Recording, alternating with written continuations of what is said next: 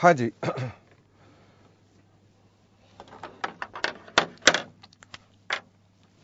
Cash flow statement किस standard में covered है?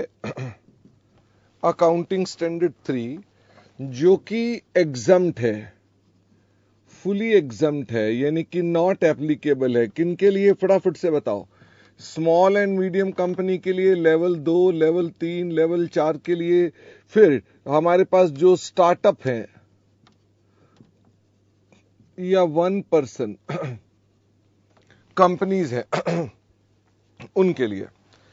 कैश फ्लो स्टेटमेंट हमें क्या दिखाती है? ये दिखाती है फ्लो ऑफ। बताइए, सिर्फ कैश का फ्लो दिखाती है या कैश एंड कैश इक्विवेलेंट का?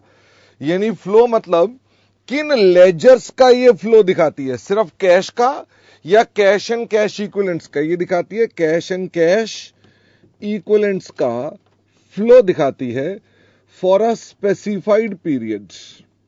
भाई कुछ पीरियड के लिए ये हमें अपने पास उसका फ्लो बताती है। क्या फायदा होता है कैश फ्लो स्टेटमेंट बनाने से?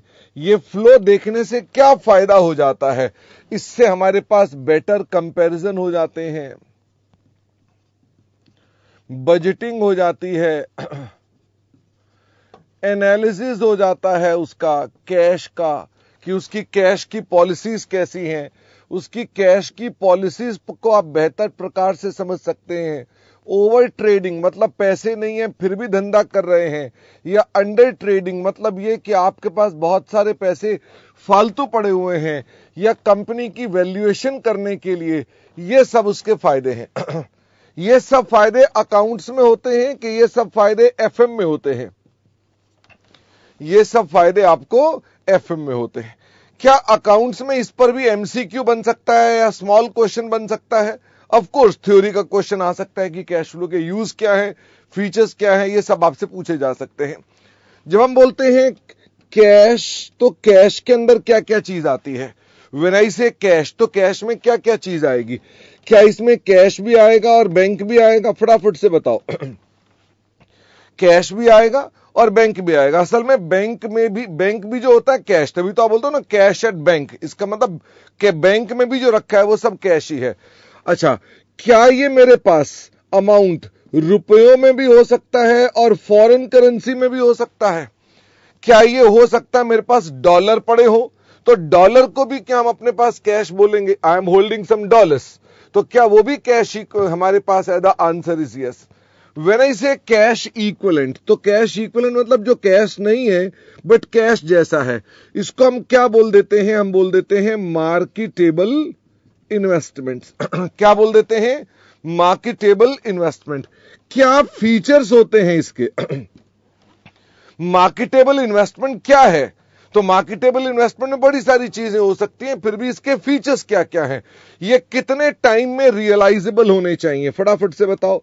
वेरी शॉर्ट टर्म मतलब कितने महीने? अप टू 3 महीने। यानी आपके पास ये जो अमाउंट होना चाहिए इन्वेस्टमेंट का, ये कितने महीने में रियलाइज हो जाएगा? With in 3 month. क्या ये हाईली लिक्विड होना चाहिए?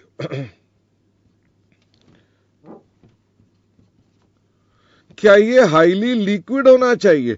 हाईली लिक्विड मतलब एबिलिटी टू सेल। हम उसे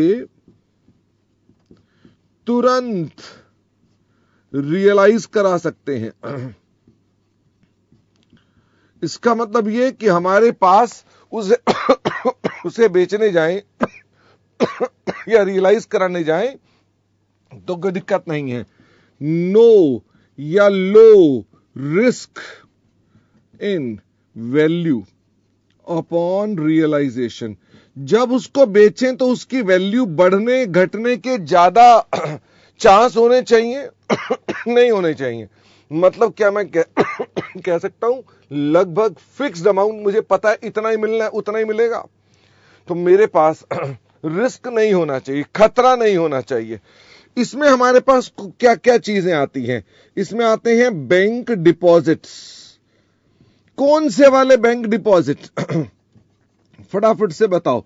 बैंक में आपने एफडी करा रखी है, कितने वाली? 3 महीने वाली आ जाएगी। इसमें आ जाती है इन्वेस्टमेंट इन डिबेंचर्स। कौन सी वाली? For up to 3 month. ध्यान देना, यहां मैं क्या बोलूंगा, जय हो ICAI की। क्या ये डिबेंचर्स यहां आने चाहिए? नहीं आने चाहिए। फिर भी हम क्या बोलते हैं, ठीक है इंस्टीट्यूट कह रहा है तो हम बोल देते हैं कि चलो ठीक है कोई दिक्कत नहीं है। हाँ नेहा, डिबेंचर्स को ऑब्लिक बॉन्ड भी कर सकते हो क्योंकि डिबेंचर बॉन्ड एक ही बात है। लेकिन क्या ये 3 महीने इंपॉर्टेंट है? The answer is yes. तो आपको ये भी ध्यान रखना है। अच्छा, एक बच्चे ने कहा सर म्यूचुअल फंड भी तो लो रिस्क होते हैं। बिल्कुल नहीं। म्यूचुअल फंड तो पैसा डुबाने का तरीका है, जहां मर्जी लगा के देख लो। ओके, कोई ज्यादा रिटर्न नहीं देते हैं, उसमें सिग्निफिकेंट रिस्क है वैल्यू ऊपर नीचे होने के, देयरफॉर वह यहां नहीं आ सकते। ओके धन जी। अच्छा, मुझे ये बताइए, ये जो कैश फ्लो स्टेटमेंट हम बनाएंगे इसमें कितने प्रकार के सवाल पूछे जा सकते हैं? अच्छा, सान्या ने कहा ये 3 महीने होना चाहिए कि ये बेटा अप टू 3 मंथ है। व्हेन आई से अप टू 3 मंथ तो यानी 1 महीने और 1.5 महीना 2 महीना सब इसमें आ गए। 3 प्रकार के सवाल आ सकते हैं। एक तो हो सकते हैं बिल्कुल सिंपल, जिसमें सोर्स क्या होगा, फटाफट से बताओ, जिसमें सोर्स क्या होगा, कैश फ्लो किससे बनेगी? कैश अकाउंट से। तथा और भी बताओ कौन कौन से अकाउंट लेने हैं? कैश अकाउंट होगा, बैंक अकाउंट होगा, मार्केटेबल इन्वेस्टमेंट अकाउंट होगा। आपको समझ में आ गई ना? मार्केटेबल इन्वेस्टमेंट मतलब जो ये मैंने नीचे समझाया था। ओके, तो हम लोग उन सबको मार्केटेबल इन्वेस्टमेंट बोल देते हैं। हम इन सब अकाउंट्स को क्या कर देंगे, फटाफट से बताओ, इन सब को क्या कर देंगे? कंबाइन कर देंगे। क्या ये कंबाइन हमको लिख के करना है कि मन ही मन करना है? या आपने मन ही मन करना है? यदि आप अपनी आंखें बंद करेंगे तो आपको थोड़ी देर में ही एहसास होगा कि आपके आसपास कोई है। ओके, इसका मतलब ये कि आप इन्हें कंबाइन करना आंखें बंद करके। अब मुझे ये बताओ, इसके बाद हम क्या करेंगे? क्या इसमें कॉन्ट्रा आइटम्स को कैंसिल कर देंगे? फटाफट से बताओ, जो आपस में आइटम्स हैं क्या वो कैंसिल हो जाएंगी? The answer is yes. और फिर जो बैलेंस बचेंगी उन बैलेंस आइटम्स को क्या कर देंगे? हम उन्हें पोस्ट कर देंगे। कहां पोस्ट कर देंगे? कैश फ्लो स्टेटमेंट में पोस्ट कर देंगे। सारे बच्चे सुनो, हमारा इंस्टीट्यूट आपको जितने भी सवाल दे रहा है, क्या वो ये दे रहा है दोनों या सिर्फ कैश अकाउंट दे रहा है? क्या हमारा इंस्टीट्यूट सिर्फ कैश अकाउंट दे रहा है? The answer is yes. क्या आपको इसलिए उन्हें कंबाइन करना पड़ता है? जब है ही इकलौता अकाउंट तो क्या कंबाइन करना पड़ता है? The answer is no. क्या आपको उसमें कुछ कॉन्ट्रा कैंसिल करना पड़ता है? जब अकाउंट ही एक है तो आपने कुछ करना ही नहीं। तो हम क्या कर देंगे? हम सीधा सीधा अपने पास पोस्ट कर देंगे कैश फ्लो स्टेटमेंट। इसका मतलब आपके पास जो ICAI के सवाल हैं, क्या उसमें सीधा सीधा कैश फ्लो को हम पोस्ट कर देंगे? The answer is yes. मुझे यह बताइए, हम जब कैश फ्लो स्टेटमेंट में पोस्ट करते हैं तो कैश फ्लो स्टेटमेंट में पोस्ट करने के लिए कितने प्रकार की एक्टिविटीज को माना जाता है? 3 प्रकार की एक्टिविटीज को माना जाता है। मुझे बताओ वो 3 प्रकार की एक्टिविटीज कौन कौन सी हैं? नंबर 1 हमारे पास है cash flow from operating activities, जिसको हम शॉर्ट में CFOA बोलेंगे। Cash flow from investing activities, जिसे हम CFIA बोलेंगे। Cash flow from financing activities, जिसको हम CFFA बोलेंगे। जो इन्वेस्टिंग एक्टिविटी होती है ये कौन सी होती हैं? जिसमें फ्लो ऑफ कैश अराइज किन चीजों से होता है? फ्लो अराइजेस फ्रॉम, बताइए जी। जो हमारी इन्वेस्टिंग है इसमें फ्लो कहां से अराइज होता है? ये अराइज होता है फिक्स्ड एसेट से। फिक्स्ड एसेट कौन से? टेंजिबल और इनटेंजिबल दोनों। या और ये कहां से अराइज हो सकता है? इन्वेस्टमेंट से। ये कौन सी वाली इन्वेस्टमेंट है? Of course other than marketable. Other than marketable. अच्छा, और कहां से अराइज हो सकता है? इंटरेस्ट ऑन इन्वेस्टमेंट के ऊपर। ये 3 प्रकार के फ्लोज हमारे पास आ सकते हैं।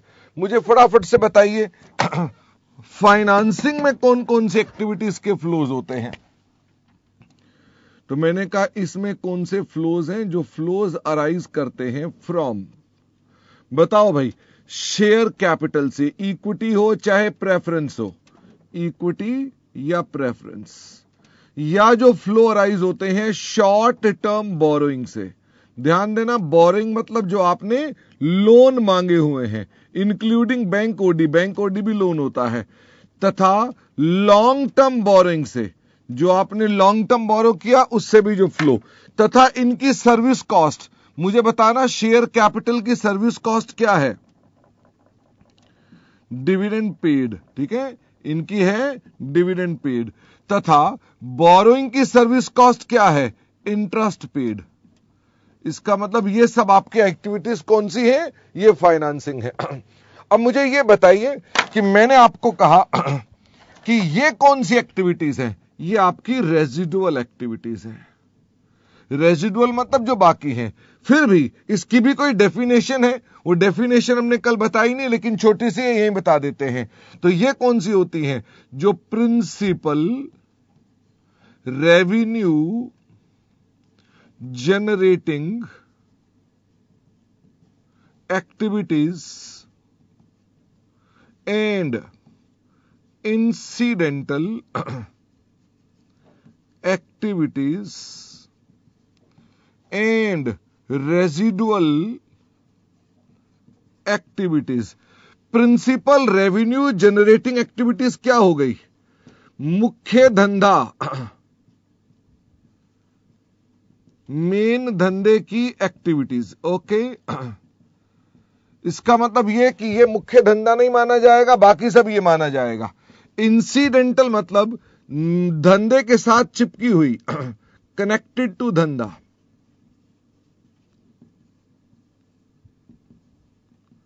और रेजिडुअल मतलब बाकी।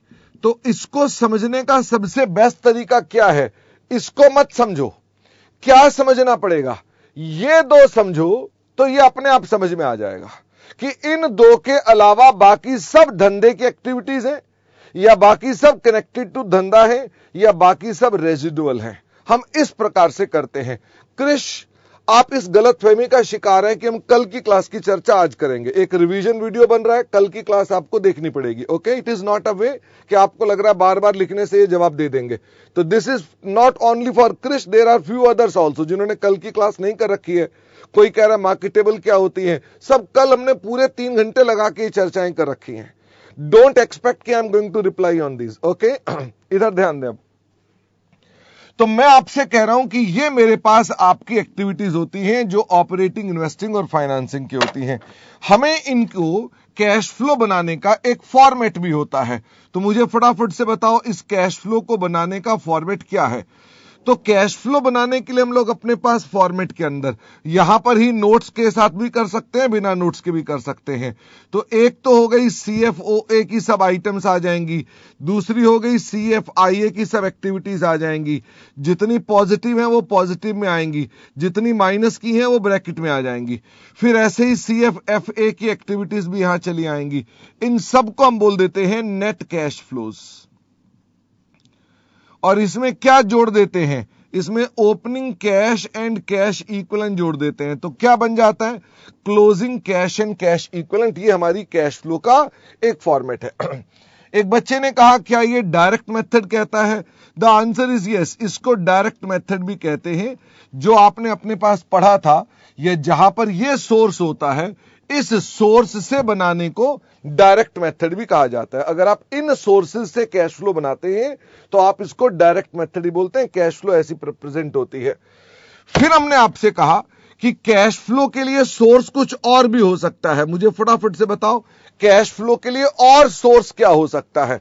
और सोर्स हो सकता है बैलेंस शीट्स। कौन कौन सी balance sheet? Opening balance sheet तथा क्लोजिंग बैलेंस शीट, तथा इसके अलावा कुछ इंफॉर्मेशन। हम इससे भी कैश फ्लो बना सकते हैं। अभी हमने अपने पास इसको डिस्कस नहीं किया है। क्या इसके अलावा केवल इंफॉर्मेशन से भी कैश फ्लो बन सकती है? फटाफट से बताओ, क्या इंफॉर्मेशन से भी कैश फ्लो बन सकती है? द आंसर इज यस, केवल इंफॉर्मेशन से भी कैश फ्लो बन सकती है। क्या हमने सारी चर्चा ये वाली कल कर रखी थी? आज जो हमने चर्चा स्टार्ट करनी है वो ये वाली चर्चा है। The answer is yes. और ये चर्चा तो हमारी बहुत दिनों बाद आएगी, ठीक है। इसका मतलब ये तो अभी आपको यही इसी पर बड़े दिन लग जाएंगे, यानी अब आप इसकी प्रैक्टिस भी करेंगे, चर्चा भी करेंगे, मुख्य रूप से डिस्कशन करेंगे, और ये एक बार हो जाएगा तो हम इस पर बाद में आएंगे। Okay, this is your short crux of what we did yesterday. मैंने इसका वीडियो बना दिया है और ये वीडियो आप बाद में फिर से देख सकते हैं, पिछली क्लास का। और फिर से मेरा यहां पर वो नहीं चल रहा